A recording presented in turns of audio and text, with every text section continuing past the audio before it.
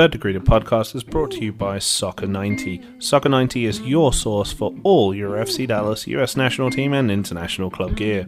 Everything from jerseys, scarves, tees and soccer equipment. All Third Degree listeners receive 25% off all other gear when you use code Third Degree at checkout on soccer90.com. Some exclusions may apply. Third Degree, the Third Degree Net Podcast. Third Degree, the Third Degree Net Podcast. Third Degree, the Third Degree Net Podcast. Third Degree, the Third Degree Net Podcast. Well, hello there, FC Dallas Curious fan. Welcome to another episode of episode number? 146. Of Third Degree, the podcast. Hi, it's me, Peter. Joined today first by Dan Crook. Hello, Dan. Hey Peter, I'm going to try and be audible today. Oh, that's choice. I think everybody will applaud that. Thank you, Dan. And of course, your hero, everybody's hero, editor and founder of thirddegree.net. In year 25, the amazing Buzz Carrick. Come in, Buzz. Hi, Peter. Calling in today from Columbus, where it's very cold, and I'm pretty much by myself on the Jesus Ferreira as a 9 bus right now, post-game. Yes, we are recording just a mere about 30 minutes post US 1, El Salvador 0, and I think when the lineups came out, the big talking point was the fact that Pepe was not starting, and we'll get to him in a second. But in fact, it was Jesus Ferreira getting the start today, and you know what? He had a really nice touch to create himself an opportunity early in the game. He just hit it off target, but it was that second chance off the way a header, the deflected header, that he probably chose the wrong foot.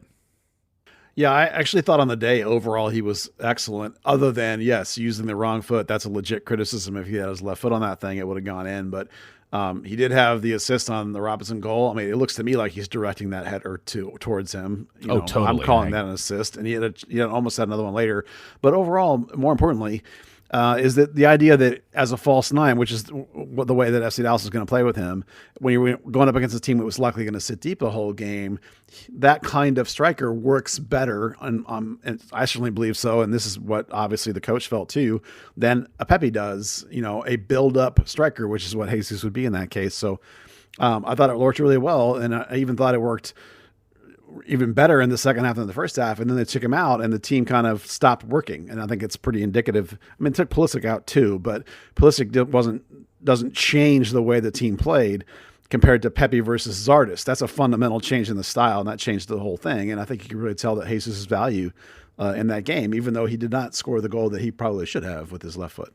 Yeah, every time we get into one of these new cycle windows, I am reminded instantly how much I both love and hate World Cup qualifying in very equal measures, because you see the United States, you see all that talent, you see all those guys that are playing at the highest level. We've never had this before, and you're like, how are we not destroying El Salvador? And then you just have to remember, it's CONCACAF World Cup qualifying, and it's never easy. Just look at Mexico and Jamaica today. That result is ridiculous. Jamaica down a man, goes up a goal, and Mexico has to scramble to win that game 2-1.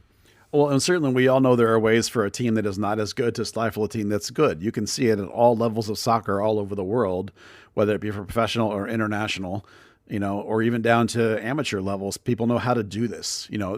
That's one of the criticisms that people make of soccer, is that you can stifle and kill a game.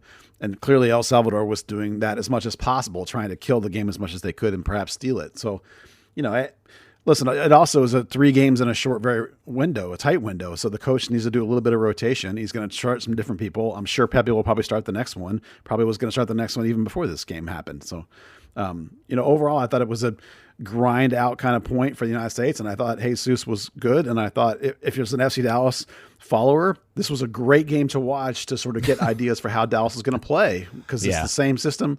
And that's the key piece of it, is Jesus. And you could even see the very specific differences between, stylistically, not a direct comparison, but Pulisic playing as a false wing, coming inside underneath, which is what some of the FC Dallas guys do, versus Weah, who stylistically only plays more like an Obrian does, which is the straight vertical style. So fascinating to watch if you want to compare and think about how Dallas is going to play this year. I want to take a second to comment on El Salvador, who, by the way, aren't having a very good qualifying cycle. And they really are a team that is going to have to fight hard to get any kind of result. I do feel like that's a team that is ever so. I mean, is it just me, or do I feel like that's a team of well-organized, good players? They just don't have a game breaker, a changer or two that can really just take them to the next level. They're not a terrible soccer team. Well, it's just talent. That's why they, on the broadcast, talked about the idea that El Salvador is scouring the world trying to find talent that has some sort of connection to their country. It's just too small of a country to produce the high volume of high-level talent that you need. They certainly have had great players come through there, and they probably still do have some great players. And we just can look at Zarco and our own club's history to know that they have good players come through there. So, and there's still guys in that league in MLS and in other leagues around the world, in that team, excuse me, not the league, so they're not the same as Mexico and the United States anymore, or Canada, but they're still decent. Still CONCACAF, still tough out anytime. We're not a U.S. men's national team or national team podcast, and I don't want to get too bogged down into this before we get into the stuff. Well, I am going to ask Dan. I'm going to assume, my good English friend from Luton Town, that you didn't watch much of this game, did you? Well, I was trying to go to the afternoon practice at FC Dallas, which was apparently moved or cancelled. Wait, they didn't take me up on my idea of putting together a media chat room or something they could post such changes to alert media to? No, so okay. I got to the training ground to find nobody there. At the posted times. The more things change, the more they stay the same, I think the saying goes. So on the plus side, I got to see the half of the game that Jesus Ferreira didn't miss her sitter in. I did get to see his assist. Wonderful, cultured, very nice. Taylor Twellman, go screw yourself.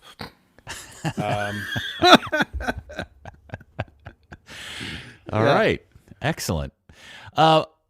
I don't want to get bogged down into this, but I do want to comment because there was one player to me that really continues to shine, and it's one guy I just think he's getting overlooked so much, and that is Walker Zimmerman. That cat has really elevated his game, and we talked about him, I think, at the last cycle, and I had totally lost track on his age. I didn't realize he was already like 27 or 28, so he's really too old for a European move, at least a big money move. But I hope you guys agree with me and see the same thing I'm seeing. I just love his game. He's really, really turned into a fantastic center back. Oh yeah, no, I agree with that. He's got a tenacity that certainly in this back four, there's a grit and tenacity in Zimmerman that's not obviously clear in the other guys. Richards, who I thought had a really nice game, does not have that demonstrative in-your-faceness that you need some guys to have in CONCACAF. Des certainly does not have that, although he did play like 2 or 3 plays of defense this time, which was actually kind of fun to see for the first time in a long time. And then Robinson on the other side looks great, but there are games where, particularly road games, where you're really going to want Zimmerman's nastiness. And if you're talking about trying to make a World Cup team, there may be even a place for that. Even if he's not the still starter by the time the World Cup runs around, like there might be a game where you're like, go in there and just pound the tar out of somebody. That has a place. Well, I'm going to go so far as to say, one, he wins every air ball in his area. He just dominates in the air. And two, I think he's actually a really, really high-level passer of the ball. He is a center back, not afraid to play a ball on the ground vertically to a guy in between defenders in split lines versus just defaulting to whoever's playing out wide to the right or left. And you just I don't remember ever seeing him do that for Dallas, most certainly. He just have a level of confidence in his passing that I really enjoy, and I think he's been probably the overall most consistent player on the team over the last several games he's played, at least in my humble opinion. The weird thing about, you mentioned the passing, you'd go to training and that's all he's doing. He's doing that, he's putting in these spectacular volleyed finishes, and he gets to game day and he's kind of restricted to pass to Hedges, let Hedges do it. Well, you know what? You didn't see this because you didn't see the first part of the game, Dan, but the first real opportunity the U.S. had is that he chipped this lovely ball in behind El Salvador that Weah eventually screwed up, I believe. But the fact that a center back made that pass was just, especially Zimmerman, I just continued to be impressed. That's all. I don't know. I mean, physically and everything. Physically, he's not a whole lot different than he was before his Oscar fallout. I know Oscar didn't trust him, and I know at that point of his career, Walker had, you knew at some point every game there would be a brain fart. Would it be a big one? Would it be a little one? Would it cost you the game like in his rookie year, that weird back pass against Portland in the US Open Cup, or would it be something small, like he just, whiffs a ball out for a throw-in somewhere? But now he's whether it was, I guess it was in LA, he's taken that next step. He's got that mental element completely locked down. I was kind of shocked to see. I guess I missed it, but somebody tweeted me saying, I didn't understand the Zimmerman "it could be his last chance" talk. Somebody sent me that too, and I guess somebody on the broadcast said something about this being his last chance, and I just thought that was crazy. Like, where did that come from? Like, he's phenomenal for club, back-to-back MLS Defender of the Year. He's been phenomenal for his country. I mean, you can't fault his game right now. I'm not saying he's a shoe-in starter, but he has to be a shoe-in for the World Cup. At least as a backup in my mind. Yeah, I mean, the defensive pull for the United States, particularly at centre-back, isn't what it once was. I mean, he's got to be somewhere around there. Buzz, the other thing I think, at least for people in North Texas and the Dallas-Fort Worth area, we really should all just take a few minutes to continue to just allow this whole reality of how much Dallas-specific talent is on this team representing the United States. And I'm not even talking about somebody like Walker, who is only a Dallas player by draft, but these kids that literally are from the area that are critical components to this team today.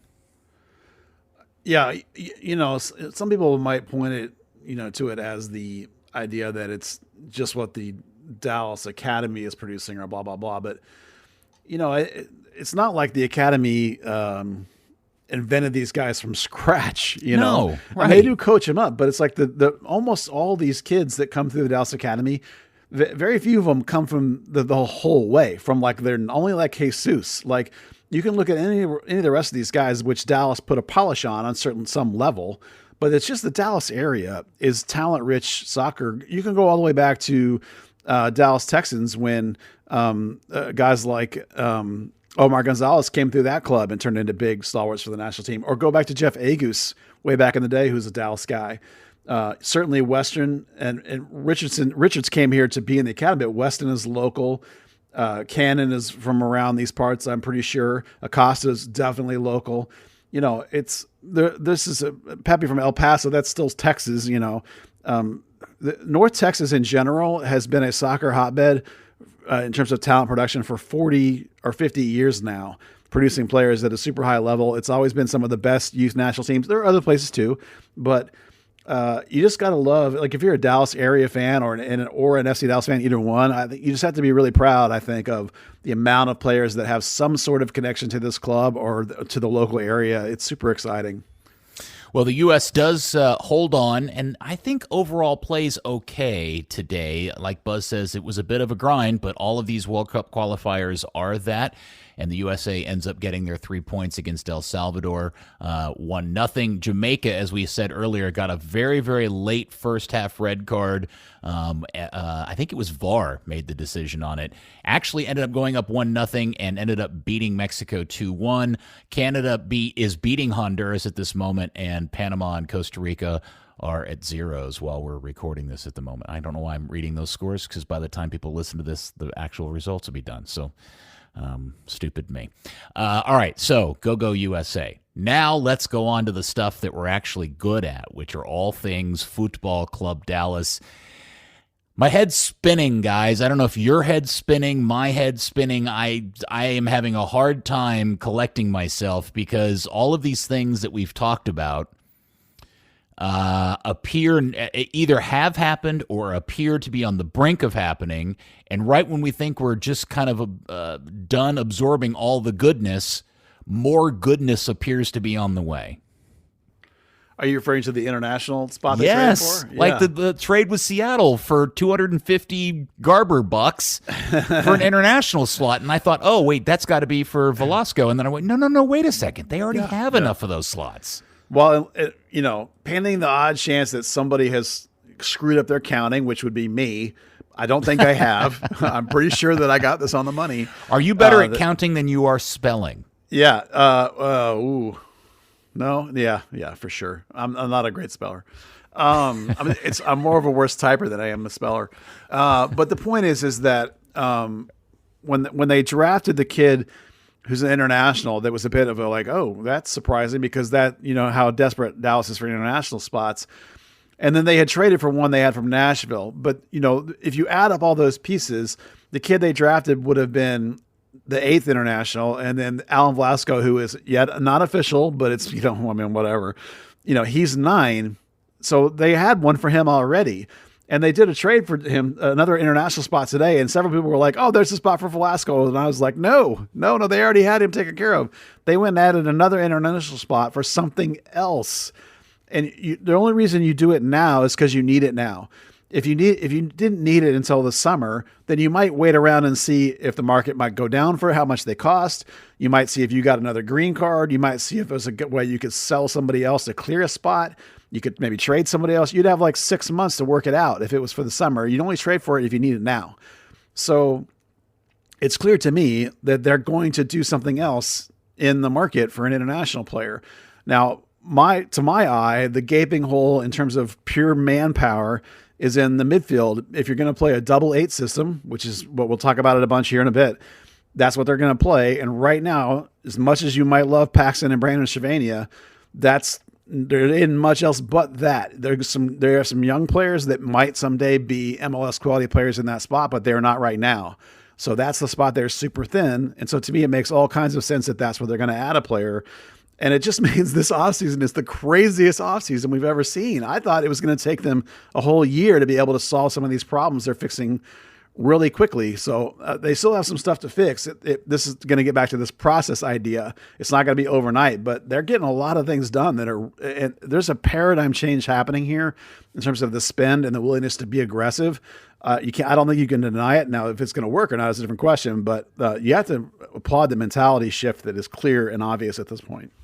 I got a text from a friend of mine in the media who has taken notice of these moves, and he asked me, he says, are the Hunts actually putting together a legit contender this year? And I stopped for a second, Dan, and I thought to myself, my initial reaction is no, but now that I'm starting to think about it and wonder, Dan, are they putting a legit 2022 contender together? In Dan Hunt's mind, every year's a contender year. Well, of course, but in reality, you just have to finish 7th. Remember, I didn't ask Dan Hunt. I didn't ask Dan Hunt. I asked Dan Crook. Okay, I'm glad we're not doing impressions anymore. Okay. It's looking like more and more like it. I think they've definitely realized that they need to invest in the player pool to get some butts in seats for part of it. Whether that translates to MLS Cup or not, who knows? So tell me if you guys think I'm right here, because as this stuff has gone on over the course of the last 7 to 10 days, I just keep asking myself if, in fact, this is happening. Because, when we first started hearing this stuff, we're like, no, they're not going to spend $7 million to get a player. That's ridiculous. No, they're not going to go inside the league and go get a known league national team player, veteran type. They just don't do that. But, of course, now it appears they're doing it. And I keep asking myself, like I think many people are, what's happened? Like, what is going on? And the only thing I can think of, Buzz, is that we know the Hunts, specifically Clark, are the type of people that run these things as bottom line businesses. And so there probably isn't any coincidence to the fact that this stuff is happening after they've cashed in $30+ million in player sales.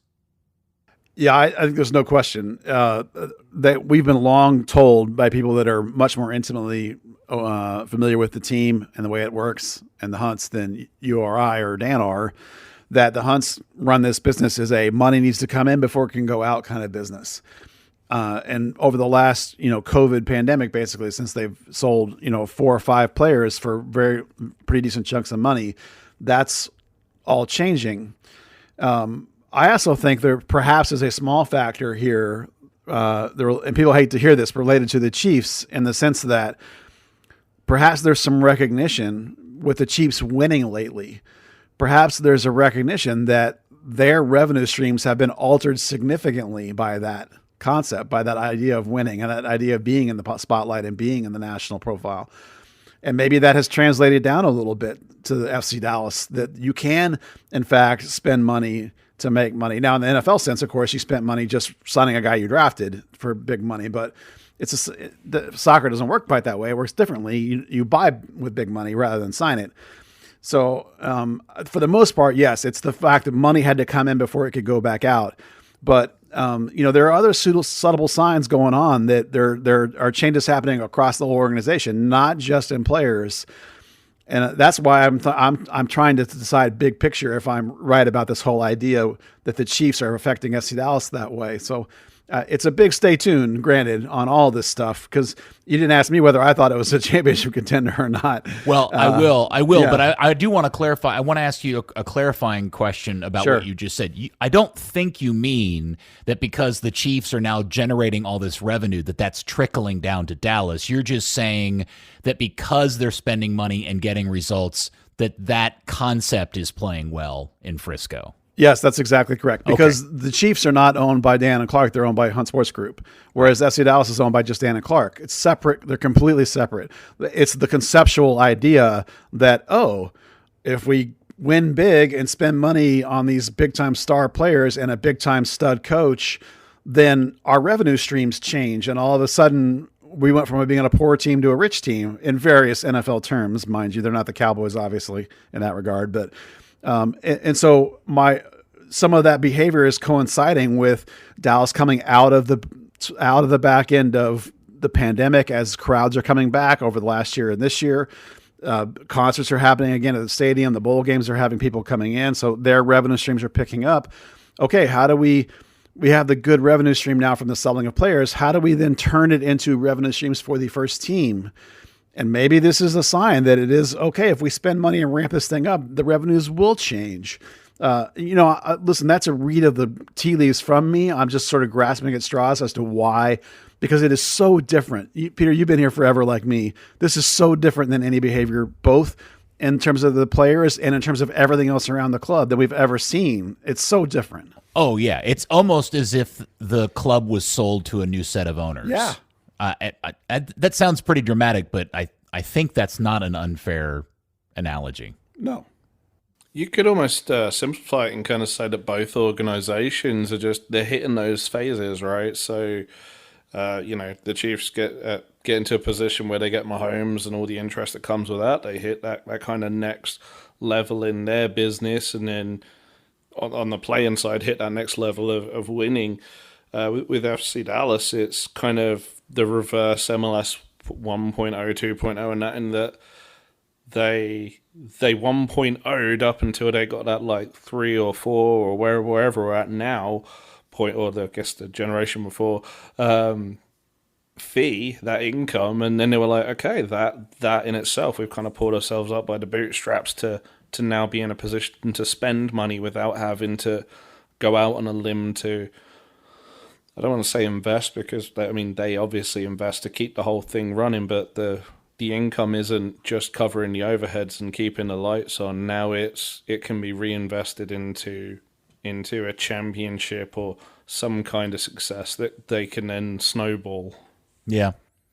Buzz, back to the question I asked Dan and forgot to ask you. Do you think that they are on the precipice of constructing a legit contender this year? For this year, no. The answer is no. There are too many things that have to all hit at once, and they're not. There are too many question marks. And you could just go from Jesus as a 9. Do we know that that's going to work?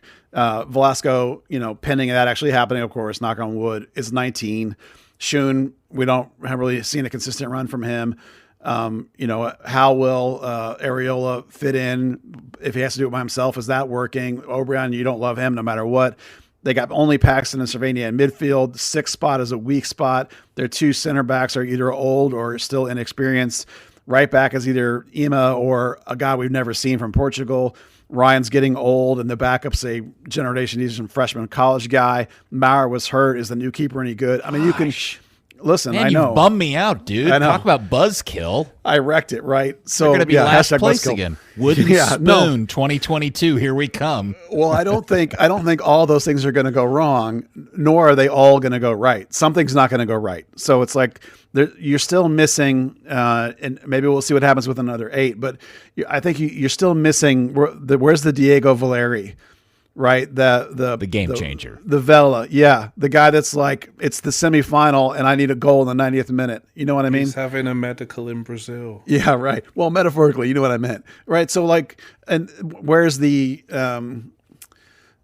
stability of the defense? Like last year, so many goals were given up. So we don't know. There's a new coach, there's new systems. It's just, I think a lot of it's going to go right, and I think the team's going to be better. And we'll get into real projections when we get closer to the season. But I don't think this is the idea where they started tamping down of the process, where they tried to slow roll everybody and make everybody back off the hype because they knew that this was going to come in, everyone was going to go crazy.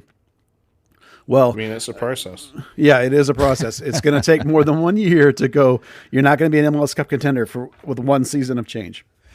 Okay, so let's put this to the test. What is the biggest part of all of this? Is it A, again, assuming that this happens, the signing of the 19-year-old Argentine wonder kid for a whole bunch of $1 million, Alan Velasco? Is it B, signing MLS veteran Paul Arriola? Or C, is it both of those things? Buzz? Well, for this year, the biggest difference will be Arriola because he's a consistent factor that you know what you're getting, and he should be able to walk in and perform at a really high level. When you're talking about a 19-year-old wonder kid, you don't know what you're getting. You might be getting Barco, who has very little impact for, 2 years before he finally did anything. You just don't know. MLS is different than the league the kid's coming from. And you're talking about a 19-year-old kid who's going to be living out of his home country, and there was a lot of vibe that he didn't really want to go. You know what I mean? So I'm just saying, Mauro like, Diaz effect? Yeah, Mauro Diaz effect, like out of your home thing. You don't have your girlfriend with you. Like we've seen a couple of people come here and have their girlfriend not be able to get a visa and they bail. I have no idea what his personal life is like. I'm just saying that's a thing, right? Off field doesn't matter. They even created a whole department just for it, not girlfriend department, but helping people off the field department. With an office on Harry Hines. Yeah, right. Goodness. I'm just saying that, like, when you're talking about a kid that young, there's a whole lot that can go wrong and impede his instant impact. Down the line, he'll be, if everything goes like it's supposed to when you pay $7 million, he'll be a much better player than Paul Arriola. But for this season, Paul Arriola is going to be a much higher impact. Dan, when we started talking about the Paul Arriola news, you were none too impressed. You were not what I would say is a quintessential Paul Arriola fan. Has your attitude changed on it at all? No, because I still haven't seen him play well. Here's the thing. I haven't seen him play a whole lot, and when I've seen him play, it hasn't been very well. I really look forward to being corrected on that. I was looking forward to catching 45 minutes of Paulie Nips tonight, and we were denied that in the Ice Bowl. My God, that's the best nickname. Did you make that up, Paulie Nips? I'm pretty sure I've seen it in a bunch of places. Okay, it's awesome. Yeah, can't wait for the opening day tifo that's just a giant nipple or something like that. It should be like a giant tifo of a Grey's Anatomy illustration of the human breast where it has the line and the perfect font just explaining what the areola is. Yeah, because the Frisco soccer moms will fucking go for that, won't they? Even they have a sense of humor about nipples. Okay, Karen. No, I'm looking forward to this. I mean, like I say, he's tried and trusted in MLS. Not spectacular numbers, but numbers that do the job, and that's all you need. You need some stability, particularly when the team is. I mean, we're going from a year where, oh yeah, the defense is sorted, just need to manage this offensive rebuild, and then the whole thing goes to pot. So whatever you can do to kind of just steady the ship, and if it is Areola over O'Brien, who goes hot and cold, then doesn't defend unless it's against Houston, great, that's perfect. Can I make an argument that the correct answer is C? Sure, Absolutely. go ahead, make an argument. Well, here's the thing. For a club that typically doesn't do much of anything except sign no-name players from lands that we many times don't know exist, the fact that they went out and spent significant money from a known entity to get a quality player is pretty unique for these guys. But equally, and maybe even more important, is their willingness to go back inside the league and get Areola because of what you said earlier, Buzz, is that he's a guy that can come in and just start doing the business because he doesn't have to acclimate in the same way that Velasco is going to do. And for the fact that this club has done both of these things in the same transfer window, for me, is one of the biggest indicators that maybe this long demanded shift in attitude has finally arrived. Yeah, one of the most telling quotes for me from Garrett's piece on the Areola transfer was the Zanata quote where he said something like, we wanted to prove to everybody that we're big players in the market. We wanted to change the perception of us. I paraphrase that quote. It's not exactly how he said it, but that's the idea. They basically wanted to like make a stink, and say, don't forget us here. We're going to be players, and you guys better deal with the fact that we're about to be players. And the trading for the international spot today, I think, is another indication that's happening. Now, they're out of DP spots, so pending some crazy shenanigans with salary. So you're probably looking at a younger U22 type player, perhaps like a Shun side of kind of quality, but that's still a nice addition if you're talking about adding a guy at that level. But they could, in theory, still buy down Jesus and Velasco. No? No. Well, Velasco, maybe we don't know what he gets paid. Jesus is too expensive. You'd have to drop like $1.5 million in GAM to do that, which you can't do, even if they would allow you to do it. You can buy down Areola because his assuming he'll probably get a new contract of some kind. Last year he was on $1 million, so it'll be in that same sort of ballpark. So that's only about a $400,000 buy down to get him off of a DP list. But when you're talking about Velasco coming in on what is it, when you add it all up, it's a $7 to $9 million buy. That dude's going to make a pretty decent chunk of change. I don't know what it's going to be, but it's not going to be under the DP level, I don't think. I mean, it would be really weird for them to pull that off. So it's possible you could buy down both guys, but then you're getting into like some pretty significant spend to do both of them. It's not like when the season Dallas had 7 DPs, they were all within like 100, maybe 150 over the DP level. Those are a bunch of tiny little buys, not 2 big chunky buys. So it's just not likely you could. I mean, I'm never going to say no, but it's not likely you could get a DP buy down. Can either one of you tell me if there is a name being floated around for a potential inbound for that new international spot they just bought? Well, not specifically, but over the course of this winter, there's been like 10 different players linked to FC Dallas. Only one of them has gotten enough traction to we think it's done, Velasco, but there was been 4 or 5 other ones of all various strengths. So, I mean, maybe one of those turned out to be real, or maybe it's somebody we don't know about at all. So, any of them that like make you excited? Not anymore or any less than what's coming along. Okay. The kid Ferreira went to, I think he's the one that ended up in Houston, for example. And then there was the kid Johan Valencia that was going to be either Dallas or Portland. He was maybe a little bit interesting, but so many of these foreign players, even if it's a name I've heard of, it's like until I go dig into some YouTube tape and think, okay, maybe that looks all right. And I'm always suspect of believing YouTube highlight videos. It's like I really want to see them in person before I can really tell you whether I like them or not. That's not. I don't think it's fair. I'll do it off of tape in the first place, but tape can be misleading. Are you saying that you can't summarize the highs and lows of somebody's game in 4 minutes of just attacking clips? No, because then you get a player like Vargas who stands around for 80 minutes. The correct answer was you get a player like not Jassy Zardes, Edwin Jassy. Edwin Jassy, yeah. Vargas last year,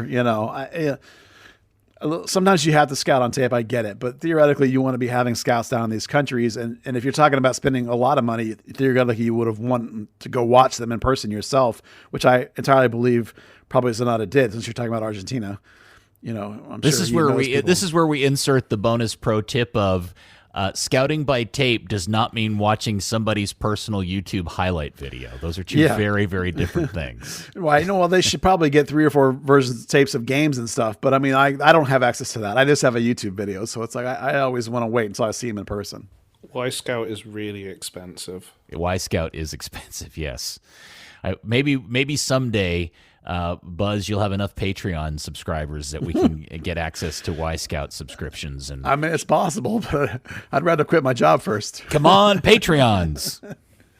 Guys, the $20 a month subscription only gets you like 5 minutes of video. We need more. Come on, we need like 8,000 or so Patreons. That'd be great. Yeah, I'm not holding my breath. Well, you never know, Buzz. If Dallas actually turns into a legit regular contender that people generally like, and they start, filling up the stadium week in and week out, maybe dreams can come true, Buzz. Yeah, maybe so. If you subscribe, I promise to talk louder. Okay, so just to kind of recap, Paul Arriola trade is complete. Alan Velasco apparently is in the middle of getting his medical done in some third country that is not Argentina or the United States. I don't know why he's doing it in Brazil, but here we are. Sonata probably knows someone he trusts from Gremio or Santos. Okay, fair enough. Do we have any idea? Is anybody making bets on when the Velasco thing will be finalized? And will they? I mean, we'll really know things are different if they actually have some sort of player introduction press conference. It'll be after they complete the paperwork process, which could be any time in the next week or so. None of them will show up, by the way, until they get their P1 visa, and that's Martin Pace, the keeper, Velasco, Nanu. None of these foreign signings are here, and they won't be until their visa clears. And you know how visas are these days, so you hope they're going to get here before the season, obviously. But okay. Any prediction about when that might be is a complete crapshoot. You really have no idea. Okay, so before we move on to training, which Buzz went to not once but twice this week, anything else about the overall stuff about the club we should talk about? Well, this is kind of a training thing, but they actually have a goalkeeper trialist in camp right now. I know who it is, but they asked me not to say because it's a domestic player, and I think he probably has, whatever's out there that they don't want to say his name yet. So I thought you were going to say COVID. No. He's, it's a player that, if you're into soccer in this country, you might have heard of him. You're talking about a guy that's probably probably to be the third keeper. So it's of a Zoback kind of quality, if you will. It's not goalie G goalkeeper. Yeah. No, it's something like Timothy K. Howard. Well, it's not important. It's just to say that, they are looking at somebody who is in camp right now. So, I've been saying all along they need a third keeper, and here's a guy. So, well, especially with Carrera going off to under 20s. True. Yeah, I mean, right now, Mauer's got a bit of a knock, and the new foreign keeper's not here yet. So they've got this guy, and they've got the college draft pick Smear that they picked in camp. Those are the only two healthy goalkeepers. So, thankfully he's here. They'd have nobody other than the college pick they made. So, Buzz, you now have attended training a few times since it started last week. You've talked to Nico a couple of times, but I did want to ask you real quick because on the website, Nico Mendez wrote something the other day for you, and you've made some comments on Twitter. I'm getting a vibe that people who have been to these sessions over many years are noticing a significant shift. So all these other things that we keep talking about, noticing change within how Dallas is run as an operation, the actual training and these sessions, these preseason sessions, have a very different vibe than anything anybody can remember previously. Yeah, you would only notice it if you've been watching training for years. It is different. I even talked to Hedges about it today, and he likes it quite a bit. Essentially, there's no lollygagging, if that helps you understand it. In the past, players might meander out of the locker room, and for a good 15 minutes or so, coaches might be setting the cones up. The players would be doing rondos and kind of screwing around a little bit. And then after maybe 15 minutes, they start jogging or whatever. It's not like that anymore. The lower coaches, if I can call them that, whether they be trainers or equipment guys or lower assistants that are going to run the drills, they come out 30 minutes before the session's supposed to start. And they start setting up the cones and the flags and all the stuff. And they're now using 2 fields instead of 1. So they use field 1 and field 3 now, like full time. And then at the mark of when practice is supposed to happen, here comes everybody out, and they instantly start stretching and warming up, and they hit drills instantly. There's no laughing and giggling and running around and cutting up. That's all gone. And between drills, when the drill ends, everybody catches their breath for 30 seconds, and then they jog to the next drill. And if they're flipping fields, they jog to the next field and they go. And so that's the big change, is this alacrity, this intensity, this go, go, go, go, go the whole time. And there's no messing about during the whole thing at all. None. It's straight business for an hour and a half, 2 hours. And that's different. It's never been that way under any other coach. Even coaches that are demanding coaches like Shell Simon didn't do that. So I get it in terms of the spring training right now, and I get that everybody loves it because it's so business and it's awesome. It's like, great, back to work, let's go. I do wonder, number one, if he will maintain this going forward, because I can really see how, number two, midway through July and August, you may be like, screw you, coach. You know what I mean? Because like it could get tired really quickly if it's not in a spring training mentality. So yes, especially it's awesome if they're not getting results. Right. If things are going sour and you're not winning and people are getting tired and there's burnout happening. I mean, burnout is a big thing here.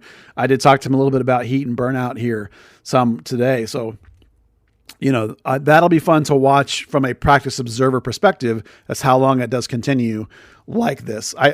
My gut is that they'll always continue the setting everything up and coming right out and getting to work. But then some of the gaps between sessions might slow down a little bit, and some of the pace might slow down a little bit because of the fact that this job is a grind. I mean, it is a long season, even though it's not quite as long as some of the European ones. It still is a grind.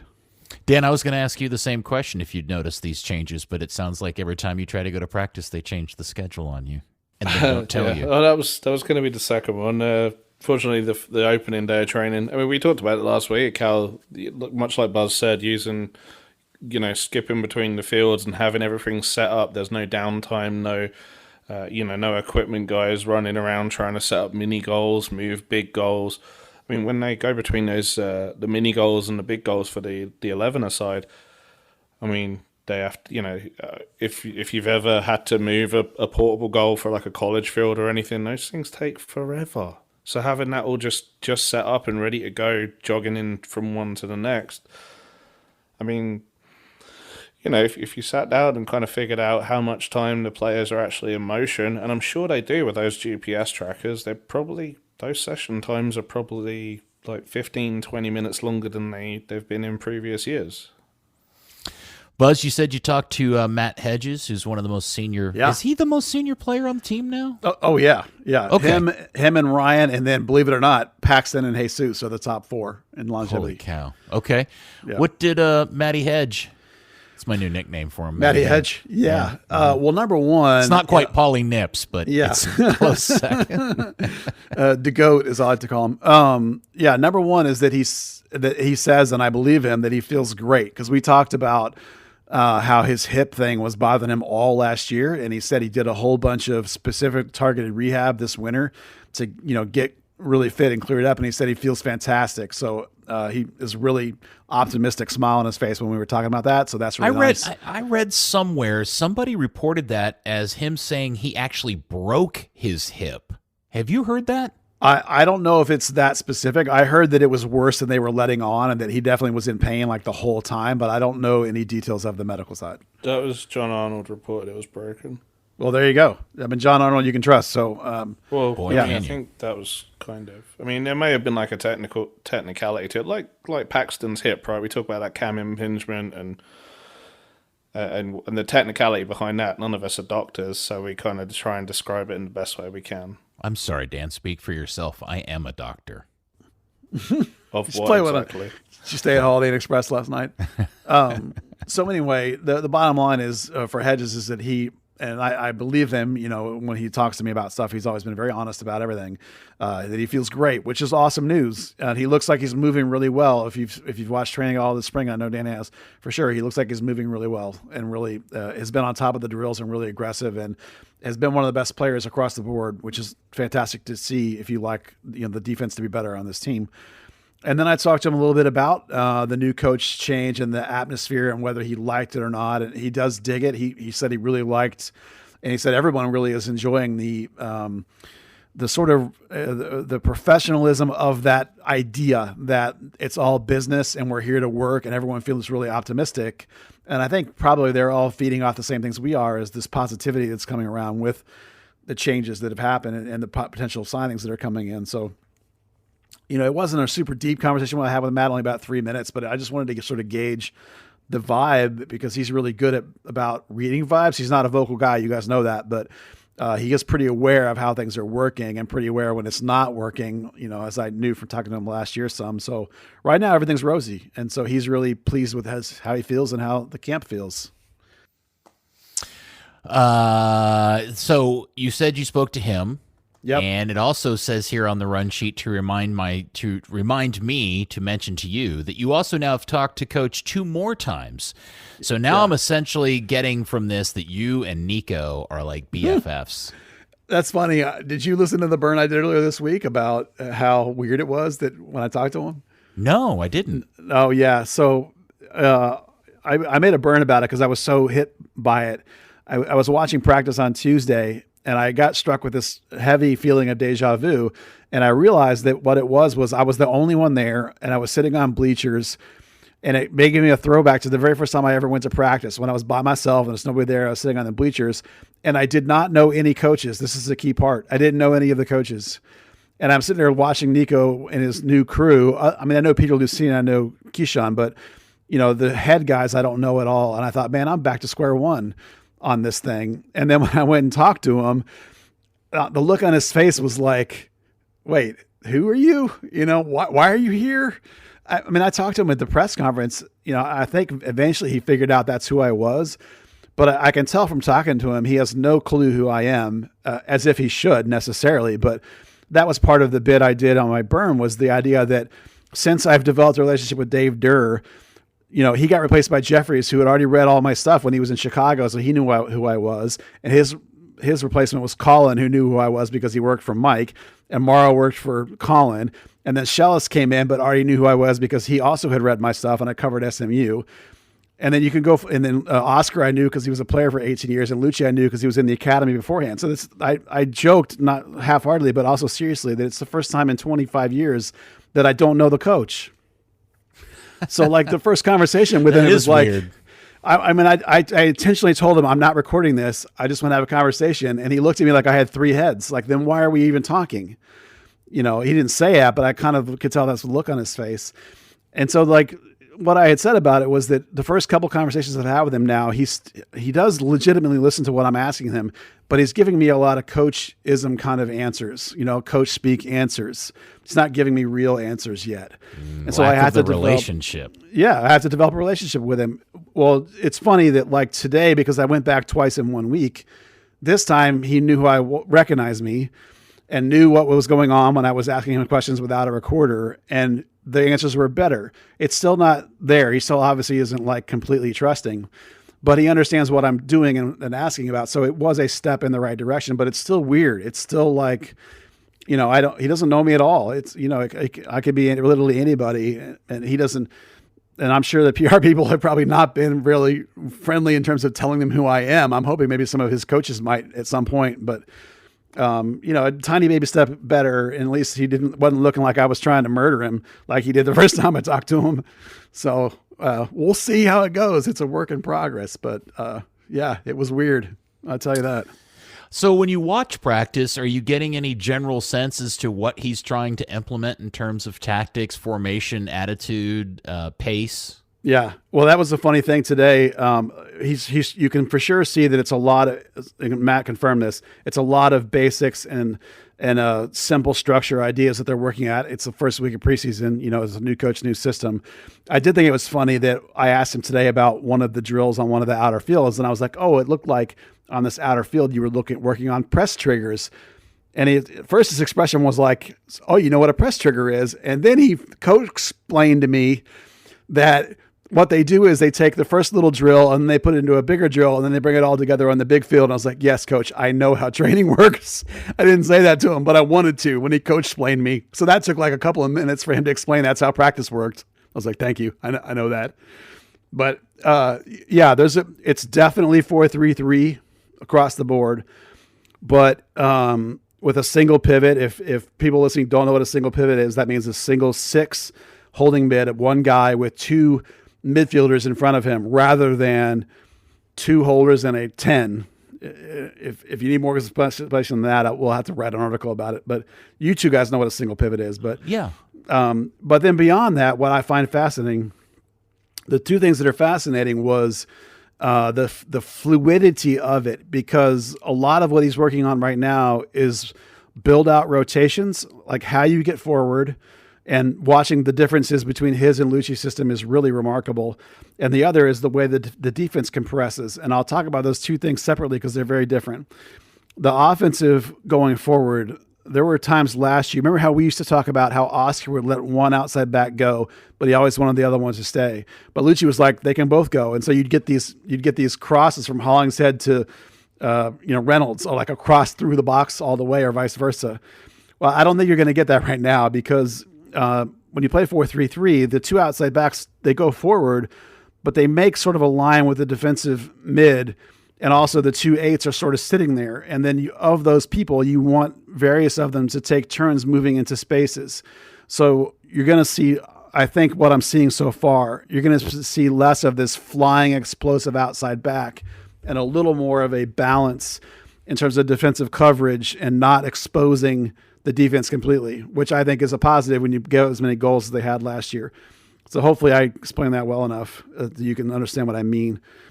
And then the defensive one that was interesting was that what they were working on were these press triggers and a block shape, a mid block, which is going to be, from when I talked to him, he actually was willing to talk about what their base defenses are going to look like this year. And I'm expecting a lot of sort of mid block look from them. But specifically, I was fascinated because it looks like a 4-4-2. One of the 8s drops in next to the 6, and you get, with the 2 wings, you get a flat 4 in front of a flat 4.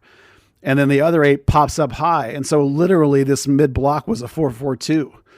And that's what triggered the conversation about how, when he explained how practice works, I was like, I said, you're throwing me off with this double pivot when you were doing the press triggers. And he says, oh yeah, it's going to be this mid block 4-4-2 kind of shape with one dropping in. So some very different fluidity than what Lucci has, but those are the very simplistic early versions of rotations where these outside backs are not going to be flying forward. And when they do compress back, it'll actually look more like a 4-4-2 when it compresses, which is a really strange alteration. You often see that version. So to me, that's really fascinating, and we'll see how it evolves over the course of spring training, of course, and then into the season. Hey, Dan, did you get all that?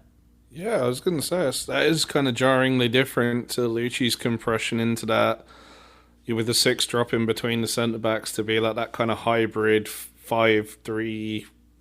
Well, yeah, I guess it would be 5-3-2 at that point. No, I mean, I think actually that would actually be like a great article with visuals, so we should probably go ahead and do that.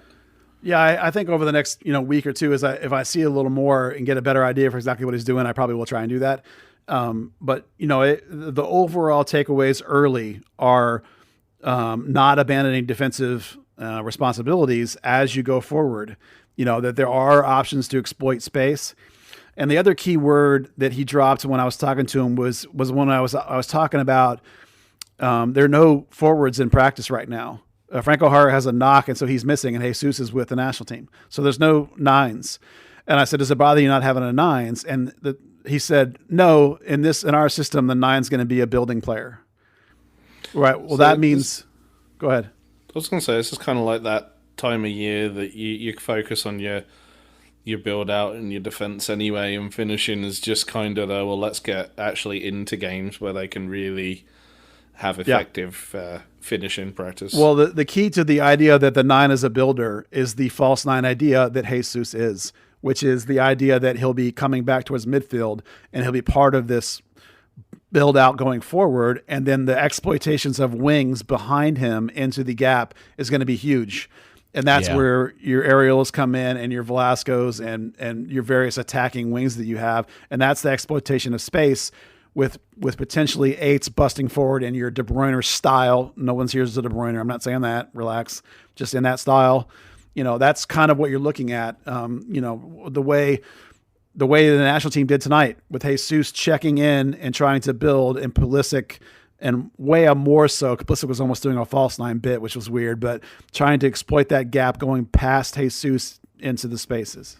It'd be kind of interesting the times that Jesus isn't on the field when they have Hara, because Hara is definitely a check back kind of drop out wide kind of player, but he just hasn't got the legs to get him up to the end line anymore. So whether that's Paxton or the other 8 kind of busting forward and replacing him, or Areola and Velasco cutting inside, which they're both capable of, that would it'd be interesting to kind of see like how that shape changes to cope for him versus Jesus. It almost becomes like a second pivot point in the formation.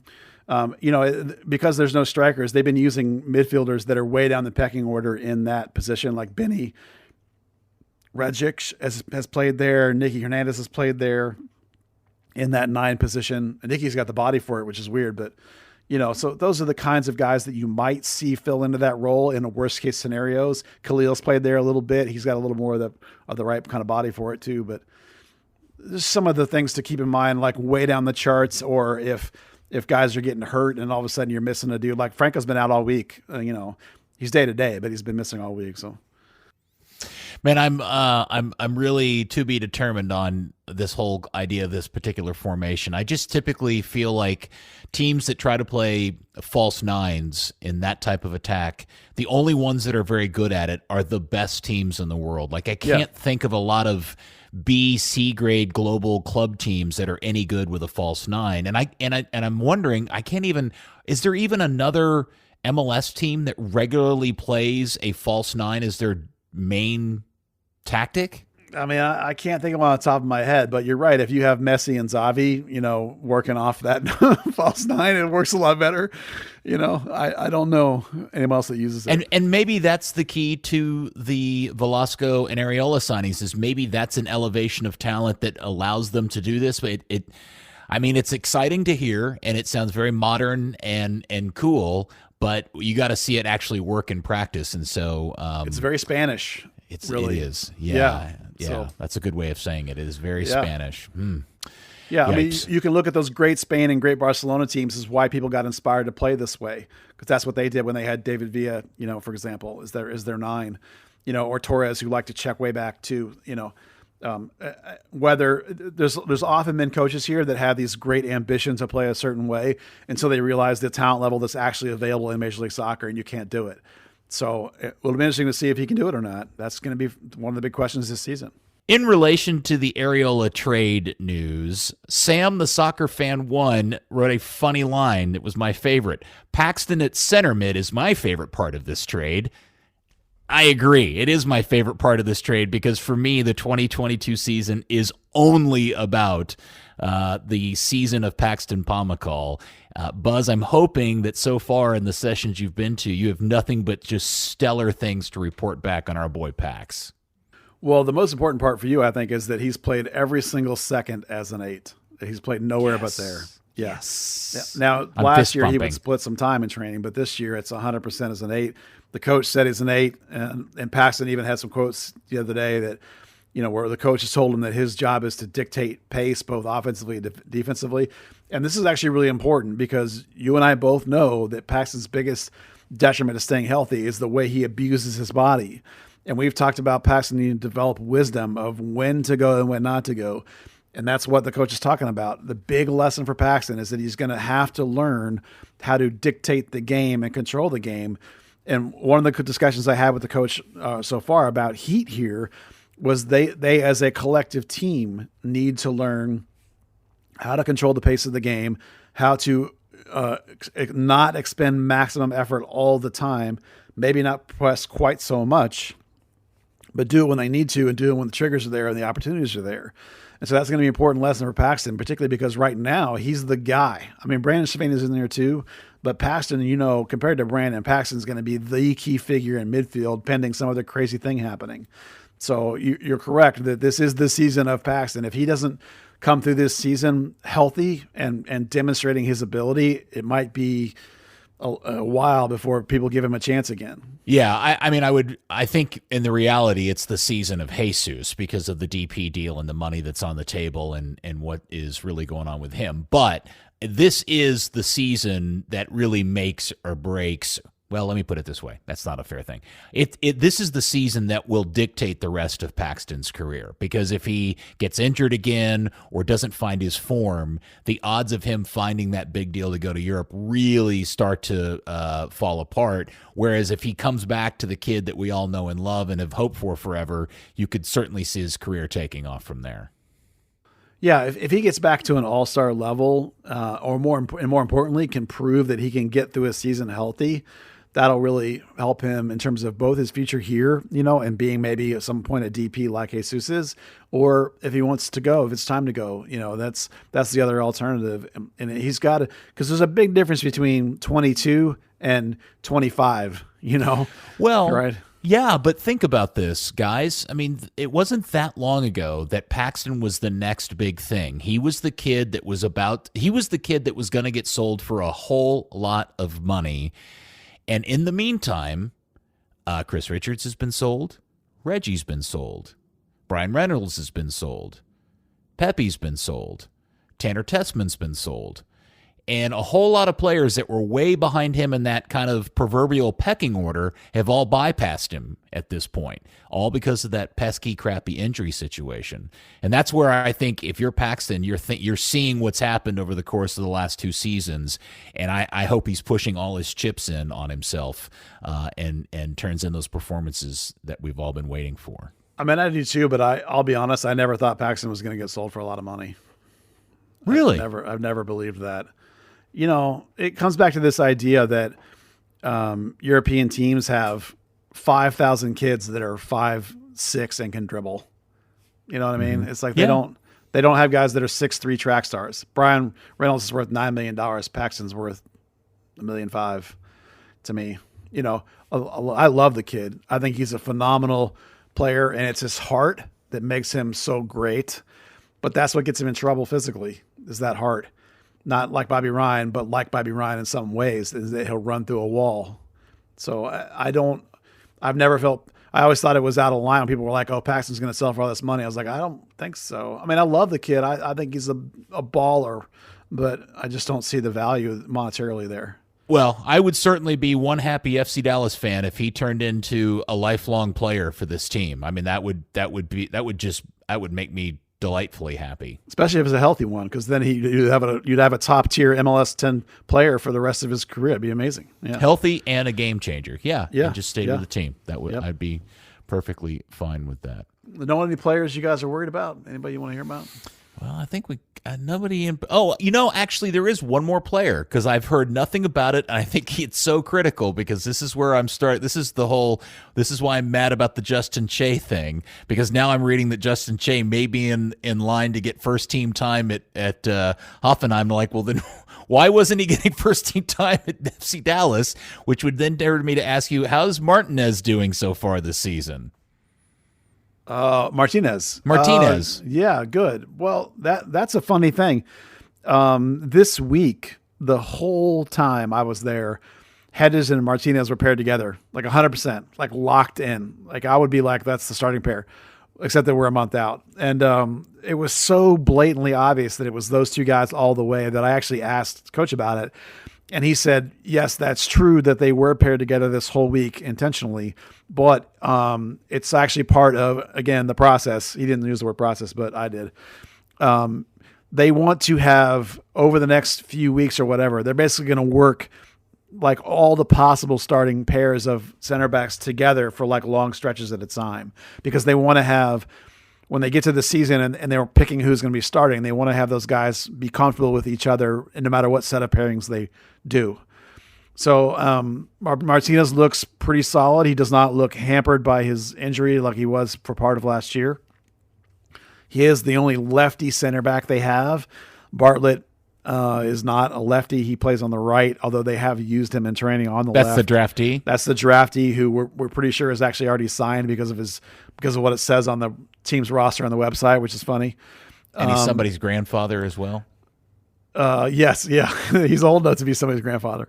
But that kid's a phenomenal athlete, fast, big, quick, strong. You know, he's got a lot of exciting things about him other than the fact that he's 25.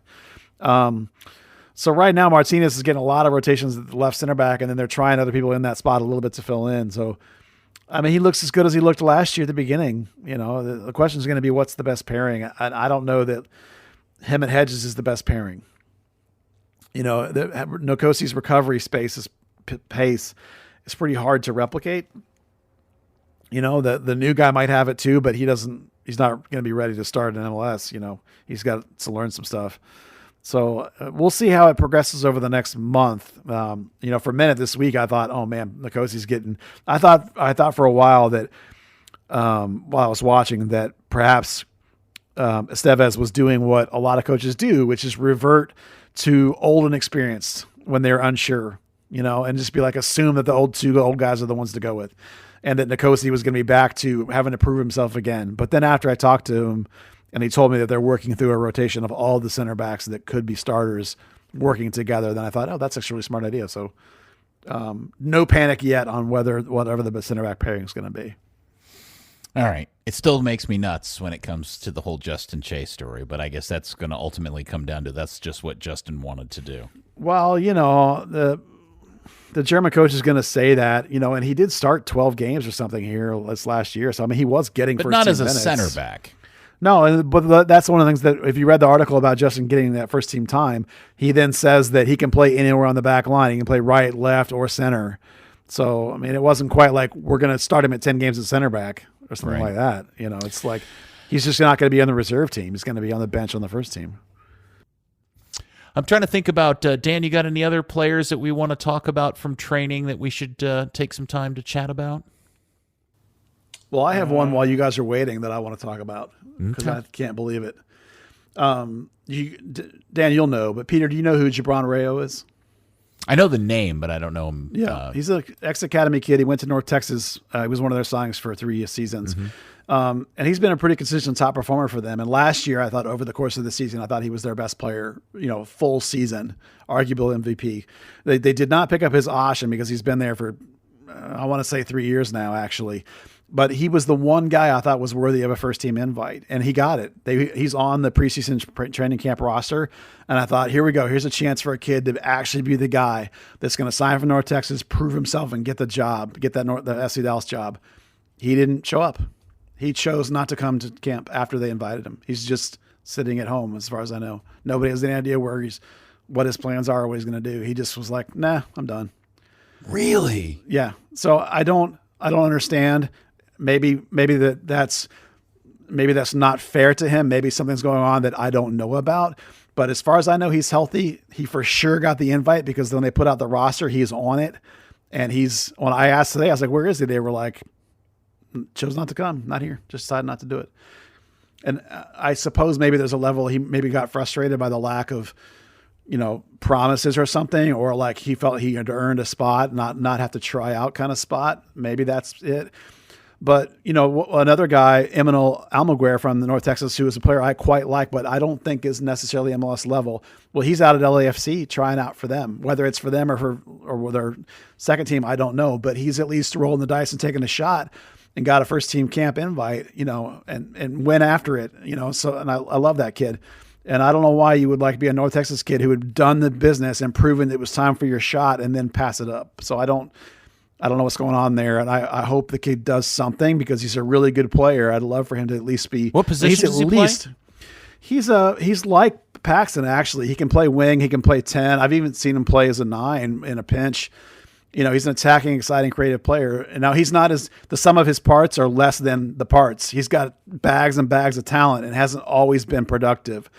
But he's more than good enough to play in the USL Championship. And as far as I know, he's doing nothing. And I think that's a bummer. I thought the kid had a shot.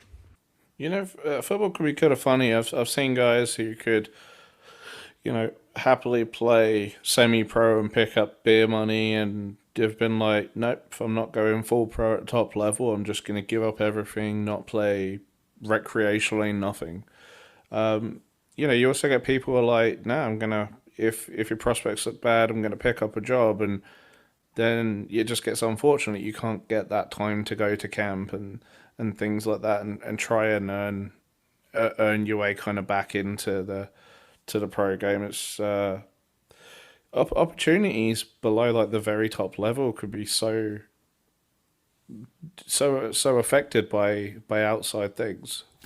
I've always wondered if there wasn't a need.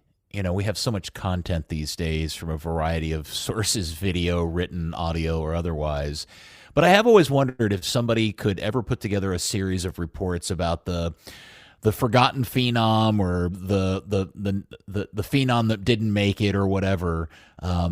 We all know in our lives, or have come across in our lives, whatever the sport is, somebody that is out playing on a rec court, or Moss Park field or whatever, that is an absolute baller. Basketball, football, flag football, soccer, whatever it is. And you're like, how in the world are you this good and not playing at a higher level? And you don't know the person well enough to dig in and find out, but I think about this guy. I'll tell a story real quick.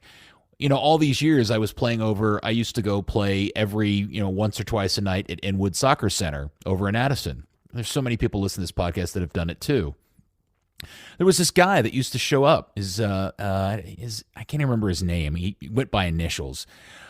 Massive, perfectly sculpted human being. I mean, unbelievable body shape, unbelievable ball control, and he would just gym rat. He would just pick up with teams. Everybody would pay for his fee to get him on his team.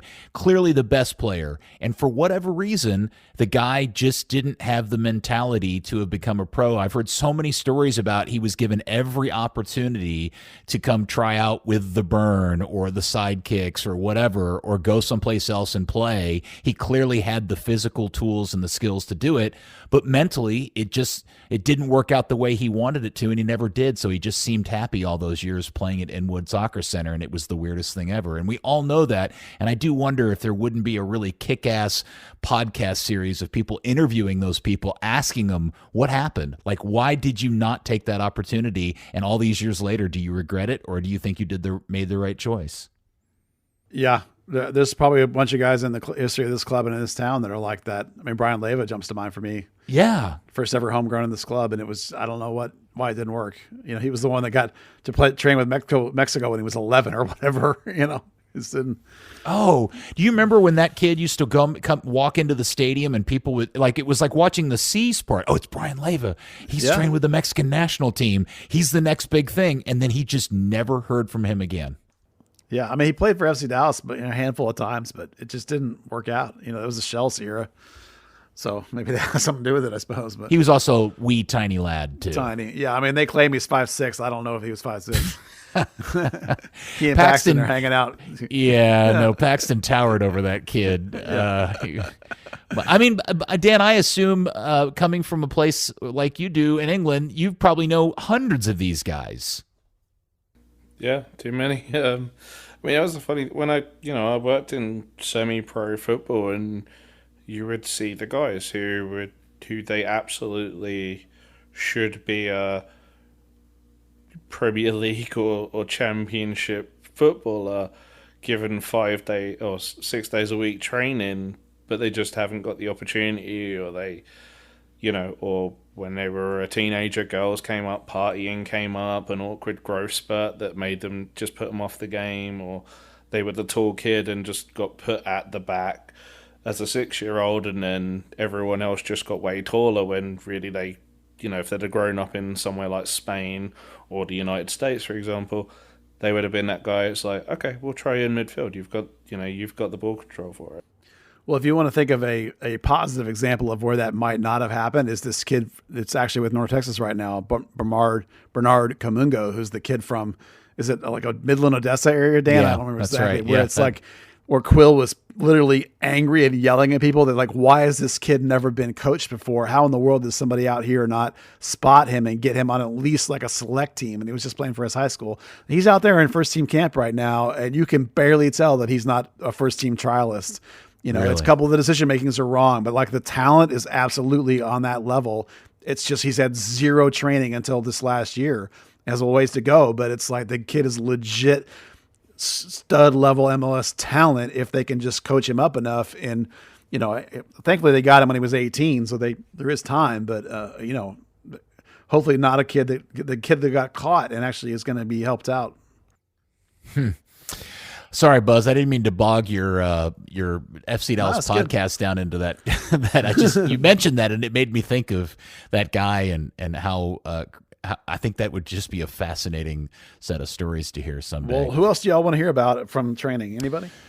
I would say, Velasco's not here. I asked about Paxton. How is Cervania holding up these days? Since he's going to be a critical. Well, actually, I'm just going to ask Cervania and Facundo. How are those three playing together? Since that looks to be the center kind of heart of the team. Yeah, let me tell you that you're wrong about that. About Facundo being with Cervania and Paxton as the heart of the team. Because I don't know that Facundo is going to be the heart of the team with those two other guys.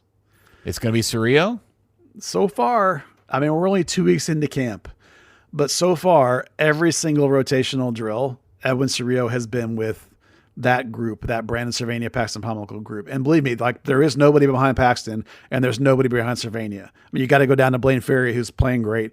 And the other weird person they've been using at 8 is this kid, Siki, they've drafted from Oregon, who I thought was a wing, but apparently they like him as an 8. So it literally is Paxton and Cervania and nobody else. And Edwin Cerrillo. Facundo's been in the second group rotation for 2 weeks now. Did you notice at the opening day they switched Sylvania and Emma around for a minute and had Sylvania right back to Marcy center mid? I missed that, but they're definitely trying lots of different guys in lots of different positions right now. That's for sure. Particularly like they're trying some of the young defenders. They're trying in various spots to see if they can provide something other than just center back, you know, in terms of looking at depth and things like that. They've been trying Eddie at different spots. You can see them working through the bottom of the rotation players to see what can you give me to make it worth you to keep you on the team. You know, some of that kind of thing is happening. You know, to this week, it's been a little more solidified with the back line, what you would expect, you know, sort of grouping. But that one was noticeable to me that Facundo has not been in the first team group very much. How did Facu look? Because that opening day, he was a lot more trim than he was last year. He was very lively, even though, like you say, he was in that second group. He just kind of looked like a guy who was trying to earn his place in a team he wasn't a starter in. Yeah, he does look trimmer for sure. I definitely would agree with that. I know what you mean about that first day. Some of that is still there. There's a tiny bit, little bit of it less, but not significantly so, because now it's a week later and he still is not getting that shot. It's still Edwin all the time. You know, the big thing is there's a lot of money right there if that guy's not starting.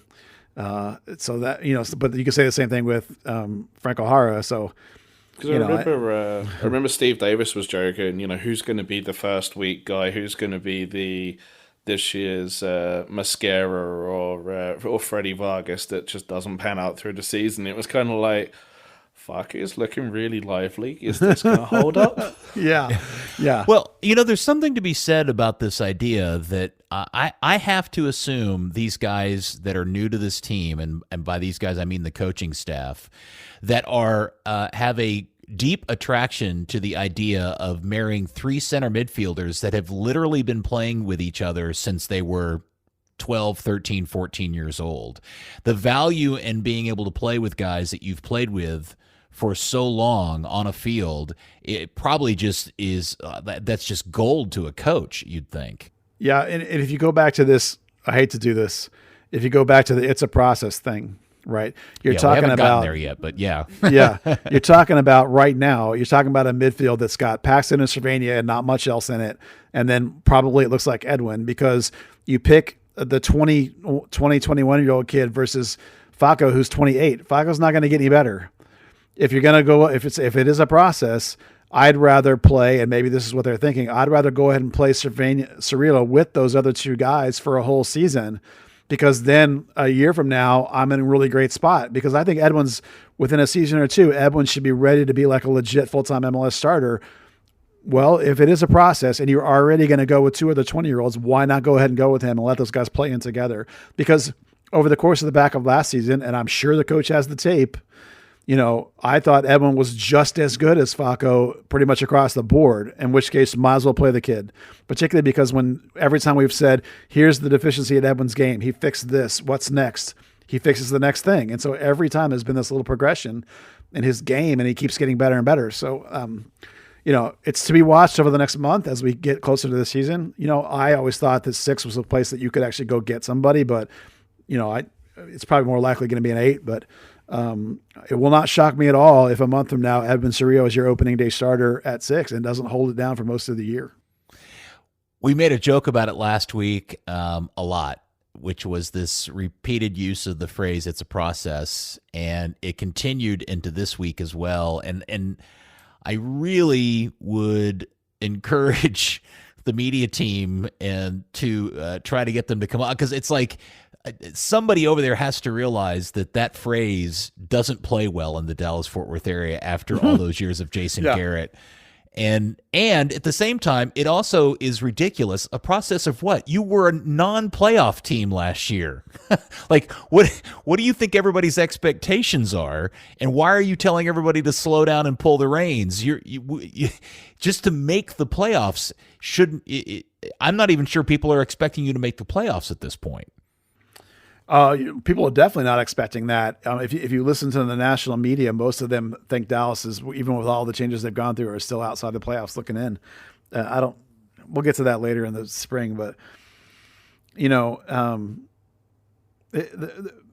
I think this coach is more paying attention to other parts of the organization than previous coaches have.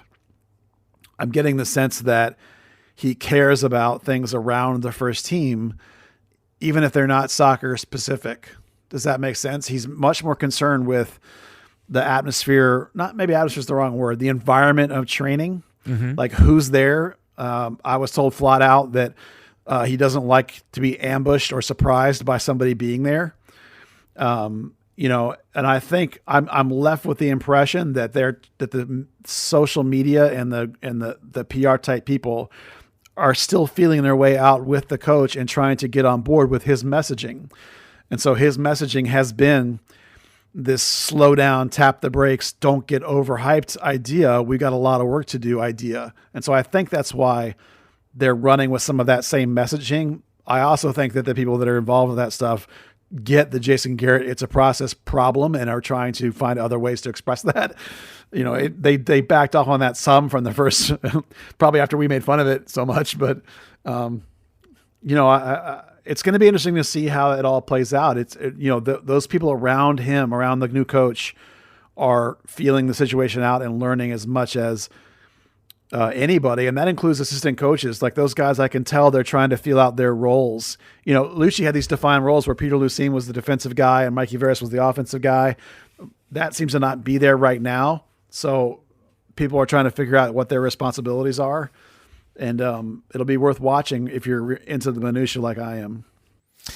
Buzz, I'm glad you made the comment earlier today about your observation about realizing that you were starting from scratch, because it's given me an opportunity to realize and see this from a different perspective, which is this really is, if you think about it, the very first time since the shift from Durr to Mike Jeffries that the next iteration of whoever's running this team isn't from the family.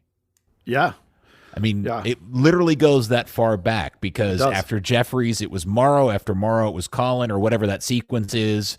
I guess you could say the Schellas one would be the next one, because Schellas wasn't part of that previous team, but Schellas was such a huge part of the Dallas soccer scene, and with the Hunts. Oh, well, yeah, family friend for 20 plus years. Clark played for him, yeah. Yeah. And so you see where I'm going with that. This is why this is fundamentally different. So, and Schellas even retained several coaches, from this is the first time, like they've kept 2 coaches with the first team, Peter Lucene and Drew Keyshawn. But other than that, like all the trainers seem to have changed. Half the strength and conditioning people have changed. There's even a couple of new equipment guys out there. There's 1 or 2 different sort of PR type people that are different than I'm used to seeing out there. Up and down the dial, there's a freshness going on. Oh, by the way, let me come back to the North Texas coach in a minute. That guy's new. Yeah, we haven't even talked about that yet. Oh man, yeah, I got something to say about him.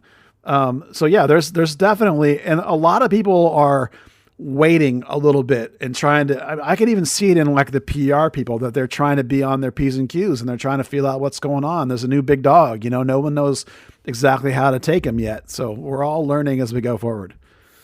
It is, and what I would love for them to realize that there's no reason to tell everybody to be patient and this is a process. We all get it's a process. The team was so bad last year, expectations are low. So that's my urging of them is to quit harping on that because it's just going to annoy everybody to death.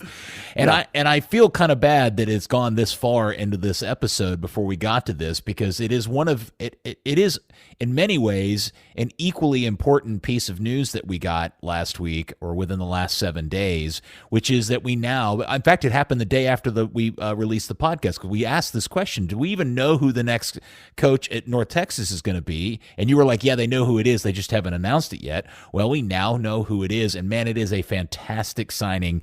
Buzz, I'll let you tell everybody who it is. Yeah, Pamadou Ka. He's a former professional player, and the last he's been doing was working up in the Canadian League. But he's moved himself around various organizations and gotten different jobs in order to broaden his resume.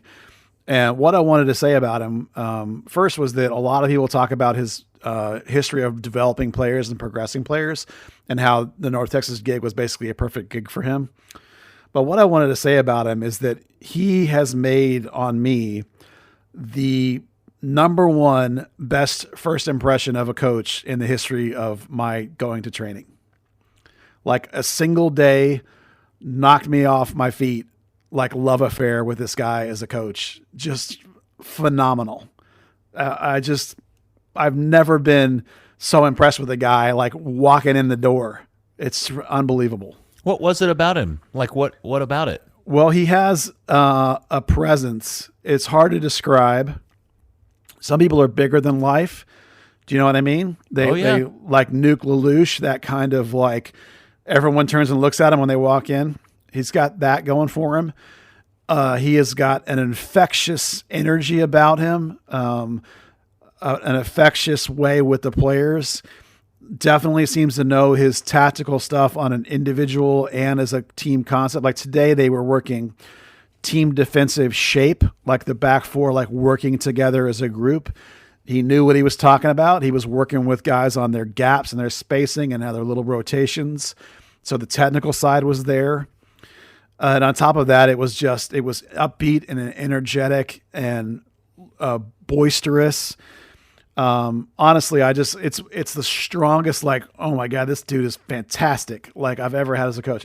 Now, in a month from now, well, I think he sinks. I have no idea. I'm just saying that, like, I've never had a coach be that impressive day one, that he knows what he's doing. He knows why he's here. He knows what his job is, and he's going to do it, be damned. And I just loved it. I can't wait to see what he does with North Texas and with the developing of the academy players coming through, because I loved every minute of it. And it's been 2 sessions I've watched him now, and I love it already. Yeah, the day they announced him, and I don't know if it was North Texas that tweeted it or it just showed up in the timeline because of all the news, there was a video of him, and I don't know what's going on in the video. Like, I didn't have the audio up.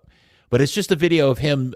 He's in his car or something, and I guess he gets an award or something, and he gets out of the car and he starts dancing, and it is the most infectious, lovable, instantly lovable.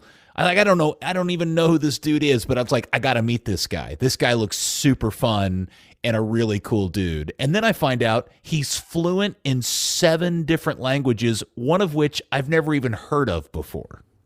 Yeah, he won the Canadian Championship and Coach of the Year, and I think that's the championship trophy that he has in his hand. But that little video, he's like that all the time. Is he really? Yeah, that's him. That's his personality. Wow. And you can see it across the field, and you can just watch that little video. And if you fans out there listening haven't seen it, go look it up, because that's what they've got, is that guy.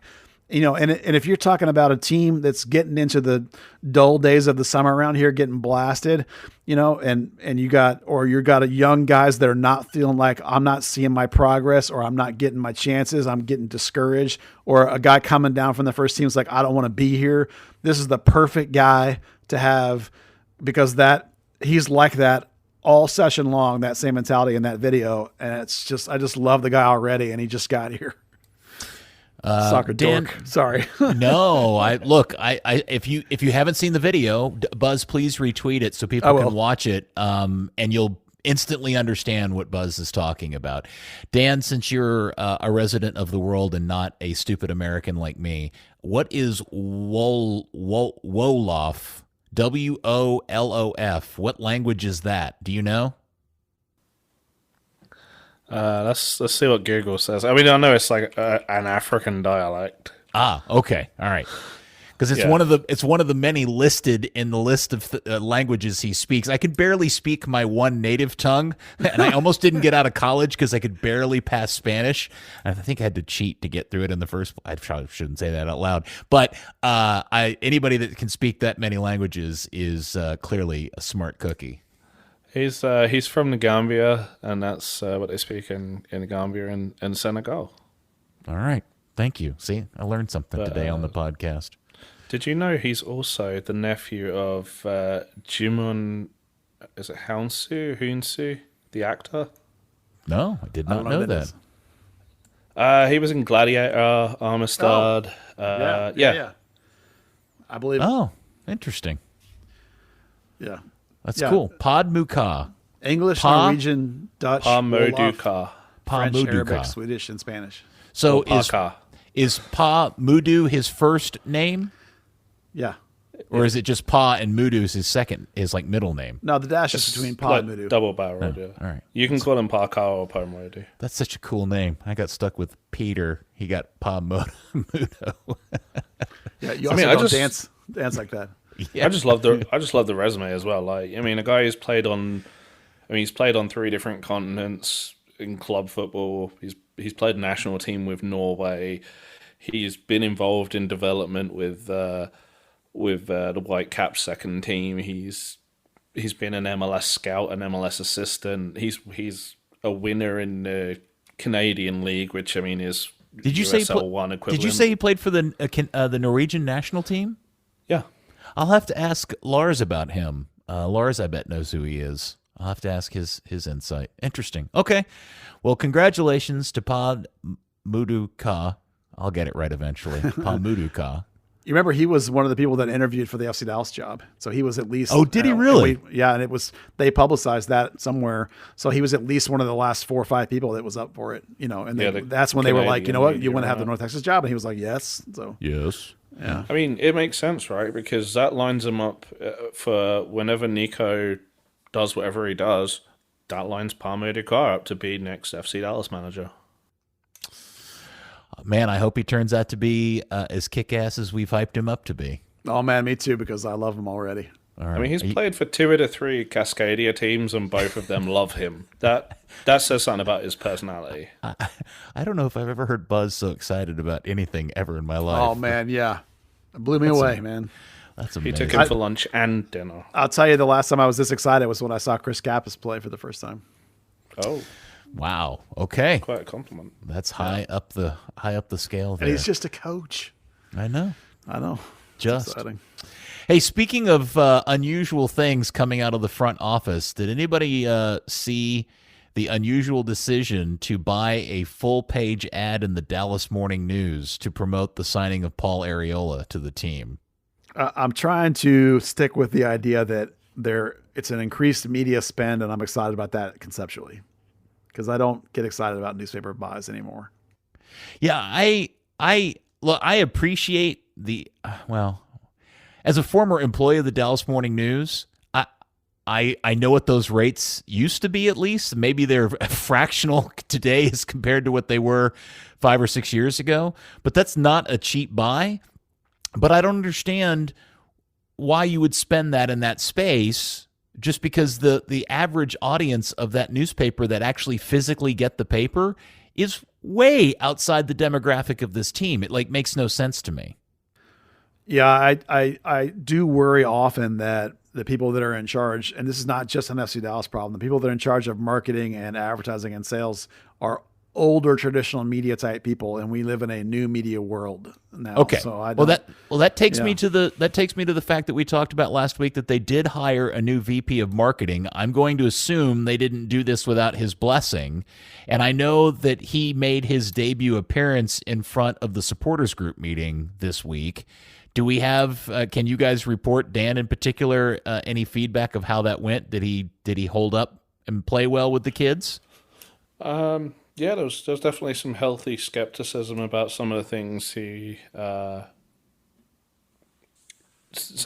proposed in just trying to get people into the stadium. I would say, from what I heard about his approach to traditional media and digital media, and I know there was definitely a specific use. The phrase was used of media. Magician?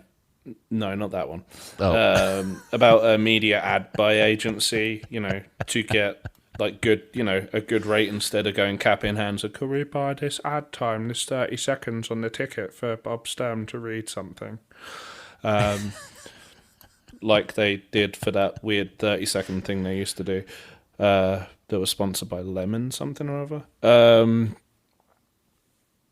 I forgot where I was going with this. It seems like, he's got a good idea of traditional and modern marketing, which is, and by the sounds of it, the willingness to use a budget and promote FC Dallas and the selling points of FC Dallas, not, hey, look at this guy that we're going to play against next week. That is such a breath of fresh air from what they've had the last few years. Oh, yeah, for sure. And maybe, again, not to fault anybody in particular, maybe it's just that the club's willing to actually spend money that they weren't previously. They've actually had people in the marketing role that knew what they were doing. They just didn't have any tools or money to do it with.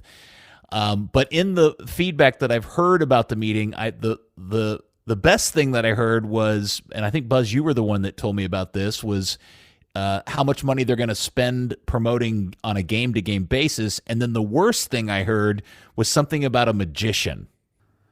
Well, the overall vibe that has been communicated to us was that there was, from him to the group, was communication of this overall larger media buy, media spend, advertising budget. That's really exciting.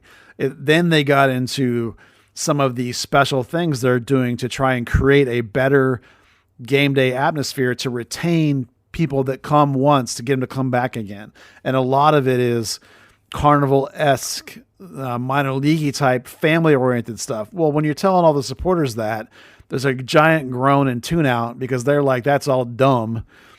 Well, I totally get it. If you're trying to keep audience, I get it. Like some of that stuff, I totally understand. It's not unfair to think of FC Dallas as a minor league type scenario. It kind of is when you're talking about the numbers of people there. For me, the big takeaways are the increased spend and the idea that he's very interested in developing a relationship with the supporters. He was taking good notes, I understand, was really wanting to say oh, where does that information come from? I'm going to get to the bottom of that. Now, lots of promises, of course. You got to see how he delivers, but I like the resume. I like that. I don't like the carnival atmosphere stuff, but I totally get the idea of retention being a big deal. They have these you buy one ticket and never come back. That's not good. You want people to buy a ticket, enjoy the game, whatever type of audience they are, and then come back again. So I get that part. The big problem is that I don't think he gets soccer culture. So he's going to need a fast lesson in soccer culture, because I think the story was the first game he ever went to was the Portland game last year at the end of the year, and he didn't know where he saw all the Portland fans and were like, where are all the Dallas fans? So he's trying to figure out his way around it a bit still. So Can I be the devil's advocate for everyone from the whole supporters culture area? Sure. On the carnival-y stuff, season ticket holders, you're probably looking at less than 10% are actually in the support of, or overall season ticket holders are in the support section. Fill the stadium, then get choosy about who's in it. And you know what? They always want younger people, because that kind of atmosphere can resonate more with younger people, and you always need new blood. People do age out of the support section, unfortunately. So those are the sort of things that you kind of can pull those in with, and then the supporters can take over. Then the kids can be like, oh yeah, I really like what they're doing over there.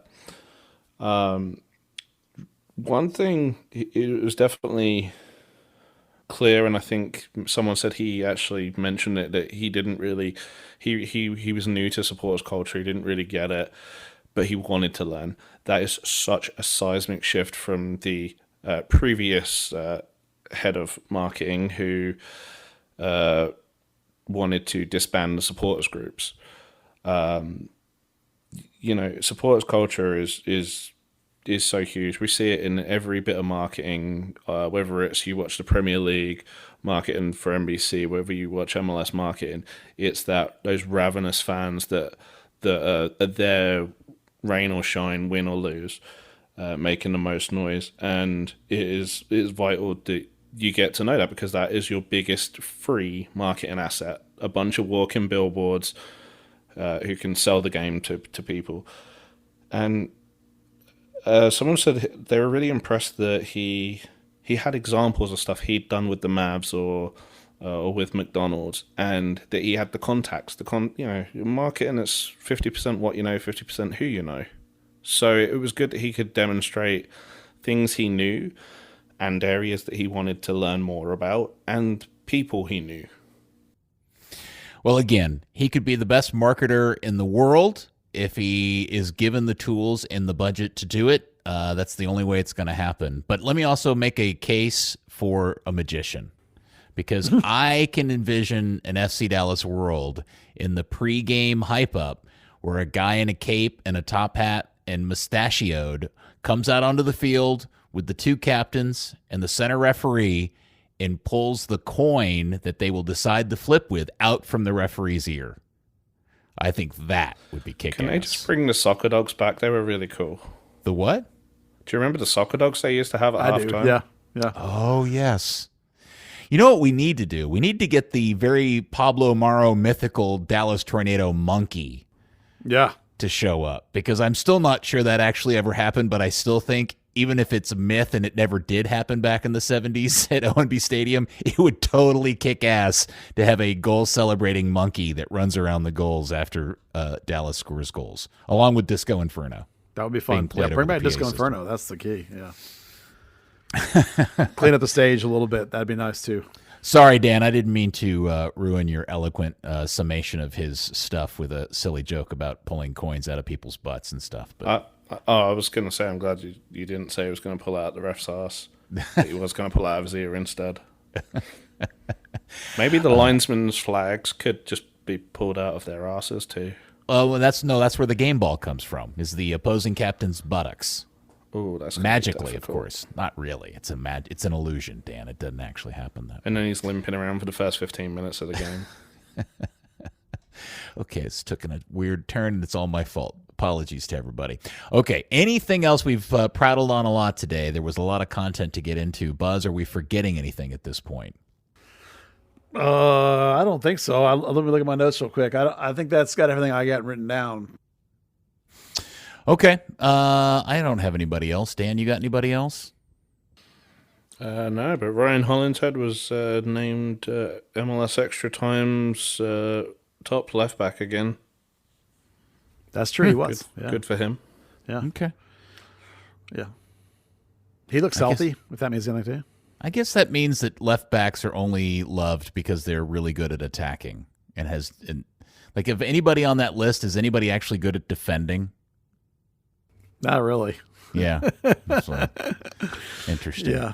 Well, poor Johnny Nelson. R.I.P. Johnny Nelson. Yeah. Well, it's funny. Like the shape based on the tactics based on what I've seen so far, Johnny Nelson would have been a lot better fit than Ryan Hollinshead. Ryan's a starter. That's fine. And Parker, the Generation Adidas guy they've picked will be ready in the perfect amount of time to take Ryan's place in a year or two when Ryan's done, because Ryan's 31. Can or Parker whatever, defend? Oh yeah. Oh, okay. Oh, good. I mean, okay. he's a converted winger too, but one of the things that all the draft reviews said of him is that he was a two-way player, and in particular, his work rate and energy and willing to get back and defend was part of why everyone's like, he's going to be a left back at the next level. So, he's a two-way player, grinder. Man, look at us. Look at all this soccer content we covered in the course of however many minutes and pun minutes we've been doing this. Hour How 10 many minutes? All right. Not bad. Not bad at all. All right. Well, here's where Buzz. Go ahead. Yeah, I had somebody request some kit talk. I don't know if we have any kit talk, but somebody requested kit talk. I wish I had kit talk. Yeah. No, because I haven't seen any hints at what the new MLS kits look like yet. They're doing a really good job of keeping that on the down low this year. I have no idea what's coming. We could probably give an explanation of the mock-ups we come up with, like how they kind of spawned from. We get to see what MLS as a whole is doing, figure out the kind of templates, the kind of trims that everyone's getting, and if everything is bespoke, if they're going to go to some kind of Adidas My Team patterns or anything like that, and kind of narrow it down from there. And like you say, every club has kept it to their chest. Merritt Paulson hasn't leaked everything yet. The only leak I saw was the Inter's going to actually be pink, so that's good. Yeah.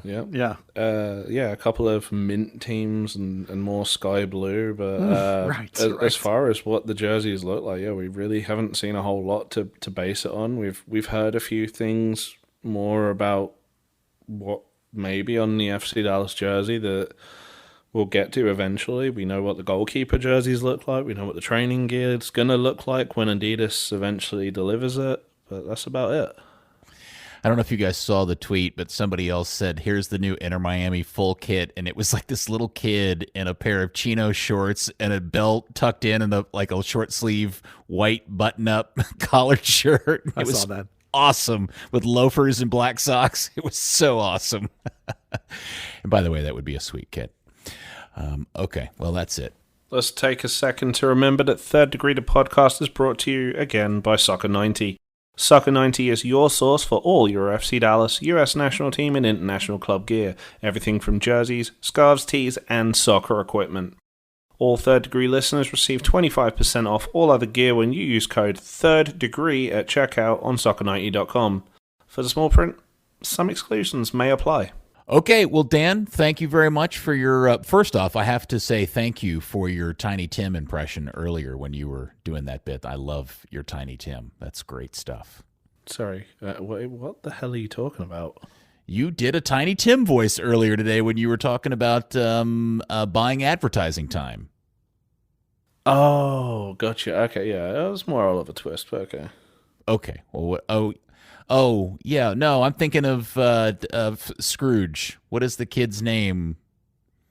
Yeah, that's Tiny Tim. Okay, well, that's who I thought you were doing a voice of, was Tiny Tim. But thank you. Anyway, never mind. Thank you. All right, awkward dismount. And thank you, Buzz. Glad you went to practice, and I'm glad you're excited about the North Texas coast. I love hearing Buzz be my excited. love affair with Pamadou Ka is Have you given him a hug? Yeah. Be careful going up there and just rushing up and assuming you're going to get a hug, okay? Yeah, I'm gonna be following him around practice, trying to. Actually, I can't. I got to stand on something, but still, I'm super excited, and hopefully everybody out there is excited for the 25th season of Third Degree. New T-shirt comes out tonight. I'm gonna drop it with this podcast. Oh, are you really? We're getting a T-shirt. Season. Yeah, 25th season. Man, it's gonna be a single season only celebration. Join us on the Patreon. I think you'd like it. It's good stuff on there. Yes. And you know what? It is kind of fun to actually go into one of these seasons feeling really energized and good and not kind of like needlessly hopeful. Like there's actually good vibes going on this season. I'm actually excited about the 2022 season. Yep. We all are. Yes, and we hope you are too, FC Dallas Curious fan. We'll speak to you next week on another episode of Third Degree, the podcast. Pa-Murduka. Pa-Murduka. Third Degree, the Third Degree Net Podcast. Third Degree, the Third Degree Net Podcast. Third Degree, the Third Degree Net Podcast. Third Degree, the Third Degree Net Podcast.